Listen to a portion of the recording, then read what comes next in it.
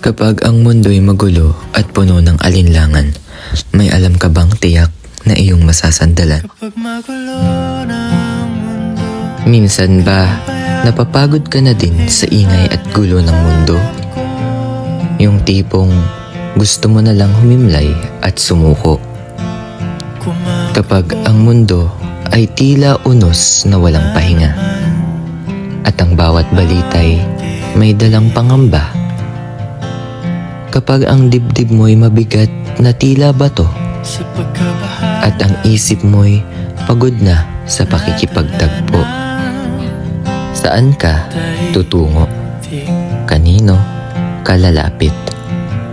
Sa mga kaibigan bang pansamantalang makikinig? Sa mga lugar na sandaling magpapatahimik? Dumating ka na ba sa puntong, sandali, kailangan ko munang huminto upang humanap ng paraan para makamtan ang kapayapaan, upang humanap ng lugar para matamasa ang katahimikan. Totoo namang minsan nakakapagod ang mundo. Napakahirap sumabay, lalo na kung napakagulo. Kay hirap sumabay sa mga tao kapag hindi nila alam ang pinagdaraanan mo. Ngunit tiyak ako, may isang dakilang nakakaalam ng problema mo.